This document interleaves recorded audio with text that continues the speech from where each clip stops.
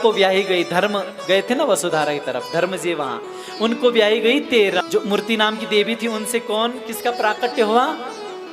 नर नारायण का। बोल नर नारायण भगवान की जय। आप गए होंगे, अभी आप गए थे ना माणा गांव गए थे, इधर पैदल पैदल गए, तो उसी के इस साइड को ना यहाँ पर बद्री विशाल में कौन विराजमान है? नर नारायण भगवान विराजमान है। देखो संक्षिप्त में बताता हूँ, सत्य युग में दुर्दर्श, स्कंद पुराण में दुर्दर्श इनका नाम है, लेकिन इनको दंबोद भाव भी बताया गया है। यह एक दैत्य था, इसने सूर्य नारायण की बड़ी उपासना की, इतनी उपासना की सूर्य नारायण प्रसन्न हो गए। सूर्य नारायण से वरदान मांगा, क्या? कि मैं अजर अमर हो जाऊं। सूर्य भगवान ने कहा कि देखो अजर अमर तो कोई नहीं होगा, यह सृष्टि का काल है, यह चलता रहता है, अजर अमर नहीं हो सकता, इसके बदले कुछ और मांगो। तो इन्होंने कहा कि ठीक है, मुझे सहस्त्र कवच दे दो, 1000 कवच दे दो, कवच कुंडल दे दो, और उन कवचों को भी कोई ऐसा व्यक्ति एक कवच को तोड़ सके जिसने 10,000 वर्ष तक तप किया हो और जो महान शक्तिशाली हो, जिसके पास शक्ति का भंडार हो, ऐसा व्यक्ति ही मुझको इन कवचों को, जब सहस्त्र कवच तोड़ दें तब जाके मेरी मृत्यु हो। तो महाराज अब क्या हुआ, वरदान दे दिया कि तथास्तु। अब महाराज इन्होंने इतना आतंक फैला दिया कि भूमंडल पर, तीनों लोकों पर, इतना देवताओं पर भी दिग्विजय कर दी इन्होंने। देवता भी हार गए, क्यों? कि आशीर्वाद की इनको वरदान मिला था। अब इन्होंने क्या किया कि देखो कोई भी पूजा पाठ करते हुए न मिले, ऋषि मुनि हर किसी को मार काट रहे हैं, इतना अत्याचार चरम सीमा पर पहुंचा दिया अत्याचार। अब महाराज सारे देवता दौड़े दौड़े नारायण जी के पास गए कि क्या करें। नारायण जी ने कहा कि देखो आप जाओ, मैं विचार करता हूँ। भगवान के मन में आया कि हमें आत्मचिंतन करना पड़ेगा, बड़ी समस्या है यह, और समस्त समस्याओं का निवारण कहाँ हो सकता है। भगवान ने कहा कि मुझे आत्मचिंतन करना पड़ेगा। तो भगवान ने ध्यान लगाया कि त्रिभुवन में कौन सा ऐसा स्थान हो जो आत्मचिंतन के लिए श्रेष्ठ हो। तो आया केदारखंड, यही केदारखंड। लेकिन यहाँ देखें तो यह स्थान पार्वती और भोले बाबा का है, वह दोनों रहते थे यहाँ। अब भगवान ने एक लीला की, नटखट तो है वहाँ, उन्होंने एक लीला की, वह आए और एक छोटे से बालक के रूप में इतनी जोर से रोए कि उनकी आवाज त्रैलोक्य में फैल गई रोने की। सारे देवता देख रहे हैं आकाश मंडल से। अब महाराज जैसे रोए तो पार्वती माता ने कहा कि देखो हे स्वामी जी, यह जो आपके गणे ने पता नहीं किसका बालक ले आया, यहाँ बिठा दिया, लेकिन माँ तो माँ ही होती है, बालक को रोता हुआ कौन देख सकती है। प्रत्येक माँ, वह माँ गई उनके पास, हो चाहे जगजननी हो, उन्होंने उठाया उस बालक को, बड़े प्रेम से हाथ फेरा, और भगवान को आज एक माँ का महसूस हुआ कि माँ की ममता क्या होती है। भगवान आनंदित हो गए और उनके गोदी में बैठते मुस्कुराने लग गए। भोले बाबा ने कहा, भोले बाबा से कहा कि देखो स्वामी जी, इस बालक को हम रख लेते हैं। उन्होंने कहा देख लो देवी। अब उन्होंने तो मनी मन में भगवान को प्रणाम कर दिया था कि भगवान कोई लीला कर रहे हैं। उन्होंने कहा देखो देवी, बाद में पछताना मत। उन्होंने कहा पछताना किस चीज का? अब पार्वती माँ तो ममता में खो रखी थी, उन्हें पछताना किस बात का? रख लेंगे कि ठीक है, जैसी आपकी इच्छा हो। और गोदी में ले लिया, और भगवान गोदी में खिलाते खिलाते नींद आ गई, और भगवान को वहां सुला दिया, ऋषि गंगा के पास वहां सुला दिया, और अपने आप स्नान करने गए। वहां से जैसे ही वापस आए तो वहां के द्वार बंद थे। अब पार्वती माँ ने कहा ये द्वार बंद किसने किए? तो खोला तो अंदर नारायण भगवान। कहा कि आप, कि माँ मैं आपका पुत्र हूं। कि आपका, मेरे पुत्र कैसे? किस, जो बालक था मैं वही हूं। अच्छा, तो आप इस प्रकार से। उन्होंने कहा कि देखो भले यह स्थान आपका है, लेकिन मुझे आत्मचिंतन करना है, और इससे श्रेष्ठ स्थान कोई और नहीं है। इसीलिए आपसे निवेदन है इस स्थान को मुझे देने का कष्ट करे। तो भगवान भोले बाबा ने कहा देवी मैंने पहले ही बोल दिया था ना, प्रेम से बोलो। अब चलो, तो वहीं से केदारेश्वर में भगवान विराजमान हुए। बोल केदारनाथ भगवान की जय। तो इसको आदि केदार भी कहा जाता है। जब आप तप कुंड जब ऊपर चढ़ते ना, वहां जो शिवलिंग है वहीं पर माना जाता है। प्रेम से बोलो। तो यहाँ पर जैसे ही भगवान यहाँ आए तो भगवान ध्यान अवस्था में ध्यान लगाया, भगवान ने आत्मचिंतन किया और इधर मूर्ति माँ ने बहुत उपासना की थी और भगवान प्रकट हुए। उन्होंने कहा कि आप हमारे पुत्र के रूप में आओ। तो भगवान ने उनको वरदान दे दिया था कि मैं अकेले नहीं 2 रूप में आऊंगा। तो नर और नारायण के रूप में भगवान प्रकट हुए मूर्ति के घर। तो वही नर नारायण 2 पर्वत है, नर और नारायण। एक पर्वत पर नर बैठा, दूसरे पर्वत पर नारायण बैठा, तपस्या करने लगे। महाराज इंद्र ने सोचा कि यह कहीं ऐसा तप ना कर दे कोई ऋषि मुनि है, क्योंकि ऋषि के वेश में आए थे, कि कहीं इंद्रासन ना ले लें।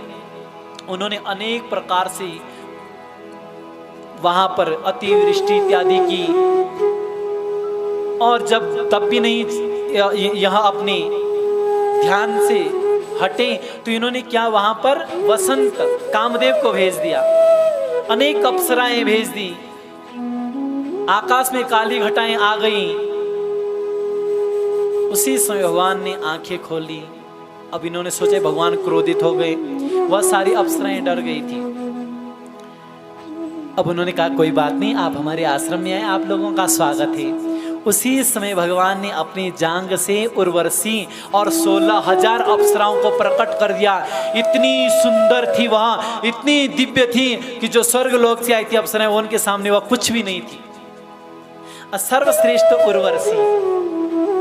अब महाराज जब इनको भेजा गया, उन्होंने कहा उर्वशी को भेज दिया कि आप जाओ वहां स्वर्ग लोक में, और इंद्र को उनको देकर इंद्र आए और क्षमा याचना की। और जो 16,000 थी उन्होंने भगवान से प्रार्थना की हम तो आप ही को अपना पति बनाना चाहते हैं। भगवान ने कहा अभी असंभव है, लेकिन एक दिन अवश्य आएगा। सो वह 16,000 द्वापर में भगवान की वह पत्नियां बनी। प्रेम से बोलो। अब भगवान ने बड़ा विशाल तप किया। इधर नारद जी चल दिए कहाँ, वैकुंठ लोक में। तो कहा कि देवी आप लक्ष्मी माँ को राधे राधे किया। लक्ष्मी मैया ने कहा उनसे कि माँ आप उदास क्यों हो, कारण पूछ सकता हूँ। उन्होंने कहा देखो यहाँ हमारे स्वामी ने तो यह वैकुंठ लोक तो सुना सुना लगेगा ना। उन्होंने कहा कि आपके स्वामी तो वहाँ है। और जैसे ही नारायण भगवान यहाँ आए थे यज्ञ करने, तो उन्होंने अपनी योग माया से भैरवी चक्र, एक चक्र भूतल पर रख दिया और एक ऊपर। अब महाराज उसी समय लक्ष्मी जी आई, उन्होंने देखा कि अब भगवान की सेवा में कैसे करूं। तो बेर का वृक्ष, जिसे संस्कृत में बद्री कहते हैं, विशाल बद्री का वृक्ष बन गई और भगवान को छाया देने लगी। खूब सेवा की। अब महाराज जब सेवा की तो भगवान जब उठे तो फिर कहा कि देवी आपने बहुत सेवा की इतने समय तक, अब मेरे नाम से आगे आपका नाम लगेगा। लोग मुझे लक्ष्मी नारायण सीताराम इस प्रकार से बोलेंगे और यहाँ पर बद्री नारायण बोलेंगे, बद्री नारायण, इसीलिए बद्री पहले बोला जाता है। अब जैसे ही महाराज इनसे यह आया, नारद जी गए इनके पास, जो दैत्य था सहस्त्र कवच इनका नाम पड़ गया। इनके पास गए, उन्होंने बोले ऐसे ऐसे यज्ञ कर रहे हैं वहाँ। यह अपनी सेना लेकर आया और इतना विशाल युद्ध हुआ कि एक भाई यहाँ एक दिन तप करने का 10,000 दिन का फल मिलता है। तो एक कवच एक ने तोड़ा, एक भाई ने, फिर दूसरा भाई दूसरे कवच को ऐसे तोड़ते तोड़ते 999 जब तोड़ दिए तब यह भागा। भगवान इनके पीछे पीछे भाग गए और ये इसने सूर्य की शरण ले ली। सूर्य भगवान से कहा कि देखो हम इसको मारते हैं। सूर्य नारायण ने कहा कि देखो यह हमारी शरण में आ रखा है, इसको मत मारो, आपसे निवेदन है। तो कहा कि ठीक है, द्वापर युग में नर के हाथों, यही नर अर्जुन बनेंगे, इनको हाथों मारा जाएगा यहाँ। तो जब वह सहस्त्र कवची था उसको नहीं मार पाए, तो फिर पुनः जब द्वापर युग में वही कुंती के पुत्र जो सर्वप्रथम हुए, जिनको बहा दिया था, वह कर्ण थे और वह कवच सहित ही प्रकट हुए। और इनको भी जब तक कवच थे तब तक इनको मारना असंभव था। छल करके वह कवच ले ली इनसे, तब जाकर पुनः अर्जुन के हाथों कर्ण मारा गया। प्रेम से बोलो। तो इस प्रकार से यहाँ की भूमि की महिमा बताई गई है और तीनों लोकों में सर्वश्रेष्ठ है यह। और एक राजा हुए, सूर्यवंश के एक राजा थे, विशाल राजा। इनका राज्य छीन लिया गया था और यह आए तपस्या करने सीधे यहाँ। इन्होंने इतनी तप की कि भगवान प्रसन्न हो गए। भगवान ने कहा कुछ मांगो। इन्होंने कहा कि देखो भगवान हमारा राज्य वापस मिले। उन्होंने वह तो मिलेगा ही मिलेगा, इसके अलावा कुछ मांगना चाहते हैं। उन्होंने कहा और कुछ इच्छा नहीं, आपकी कृपा बनी रहे। उन्होंने भगवान ने कहा देखो आपके तप से मैं इतना प्रसन्न हूँ कि आज के बाद आपका नाम मेरे नाम से जुड़ जाएगा और लोग यहाँ कहेंगे बोल बद्री विशाल भगवान की। तो उस विशाल राजा का नाम अभी भी लिया जाता है, इतने दयालु है भगवान। तो प्रभु प्रेमियों, अब एक काल ऐसा भी आया जिसमें मूर्ति पूजा निषेध हो गई थी। तो उस समय जो अर्चना कर रहे थे उन्होंने उस मूर्ति को छुपा दिया था। कहाँ? नारद कुंड में। फिर से नारद कुंड में डाल दिया और पुनः सारे देवता, जब कलिकाल में जब स्थापना होने लगी मूर्तियों की, पुनः सारे देवता गए भगवान के पास कि देखो अब नारायण जी की जो मूर्ति है उसको निकाला जाए। तो भोले बाबा के पास गए थे। भोले बाबा ने कहा वह मेरे इष्ट है, उनके लिए मैं स्वयं जाऊंगा। तो स्वयं शंकराचार्य बनकर भोले बाबा प्रकट है।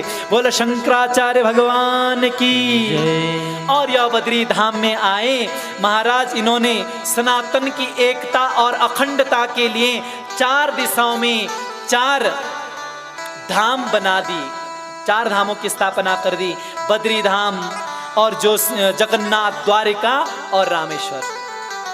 यहाँ पर नारद कुंड से वह मूर्ति निकाली गई और वह भगवान का विग्रह स्थापित कर दिया। किसने? शंकराचार्य जी ने। आप गए हैं नर नारायण मंदिर में, गए बद्री विशाल में, तो आप अंदर को गए, वहां शंकराचार्य जी भी है बैठे ना, तो उनको भी नमन करके आना। प्रेम से बोलो। तो बद्री धाम समस्त धामों में श्रेष्ठ बताया गया है और यहाँ के पुजारी अभी भी वही परंपरा चल रही है। जो शंकराचार्य वह केरल से थे तो उसी परिवार से, नमोदरी परिवार से आज भी रावल जी आते हैं। सिर्फ इनकी मूर्ति को छूने का और पूजा करने का अधिकार उन्हीं को है और लोग स्पर्श नहीं कर सकते, वही उनको स्पर्श कर सकते हैं।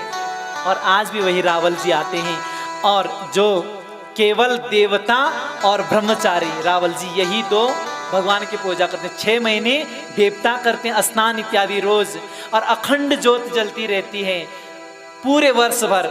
6 महीने तक मनुष्य लोग जाते रहते हैं लेकिन 6 महीने तक बंद होते हैं। तो नारद जी मुख्य अर्चक हैं, नारद जी मुख्य अर्चक हैं, यहाँ की अर्चना करते हैं वह। और इस समय ब्रह्मचारी रावल जी आते हैं। तो 6 महीने देवता यहाँ इनकी पूजा करते हैं। और दाहिने हाथ की तरफ देखें तो जैसे सीढ़ियों पर चढ़ते हैं तो आदि केदारेश्वर विराजमान है, उनको भी एक जल का लोटा डाल के आना। प्रेम से बोलो। और जो सिंह द्वार से जैसे आप आगे बढ़ते हैं और जैसे बद्री विशाल के पास जाते हैं, वहाँ एक सोने का बहुत विशाल मुकुट, वो छत्र है, स्वर्ण जड़ित छत्र है। इतना चमक रहा है वह कि हीरों से जड़ित है वह। और भगवान के मस्तक पर चंदन और हीरे से जड़ित मुकुट है।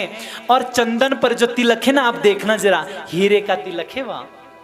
जरा ध्यान पूर्वक भगवान की छवि को देखना। भगवान ध्यान अवस्था में है और हीरे का इनका तिलक है और तुलसी की माला उनके गले में सुशोभित हो रही है।